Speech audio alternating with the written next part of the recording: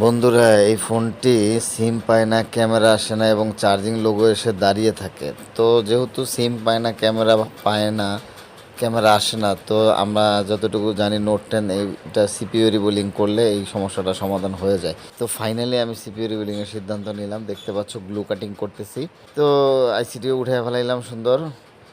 উঠানোর পরে আমরা পেস্টগুলো পরিষ্কার করে নেব। বন্ধুরা, আমি যে আয়রনটা ইউজ করছি এটা T210 জেভিএমের T210 আয়রনটা ইউজ করছি।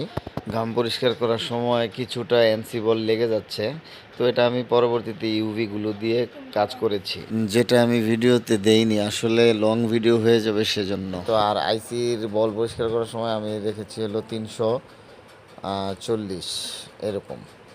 তো আইসিটি পরিষ্কার করা হয়ে গেছে প্রায়। আইসিটি চলো আমরা এখন রিবোল করার পরে আমরা আইসিটি বসিয়ে দেখবো আমাদের ফোনটা রান হয় কি না। তো রিবোলিংটাও প্রায় আমাদের হয়ে গেল, তো আইসিটা বসাবো। আর বন্ধুরা, ভিডিওটি যদি ভালো লাগে অবশ্যই চ্যানেলটা সাবস্ক্রাইব করবে, তোমাদের কাছে খুবই রিকোয়েস্ট। অনেক কষ্ট করে ভিডিও তৈরি করি। তো এখন ফাইনালি পেস্ট দিয়ে আবারও রিহট করব। হট করে আমরা আইসিটি বসিয়ে ফেলবো। তো দেখতে পাচ্ছ আইসিটি বসানো হয়ে গেছে, আমাদের ফোনটাও আলহামদুলিল্লাহ রান হয়ে গেছে। তো ভিডিওটি দেখার জন্য সবাইকে ধন্যবাদ।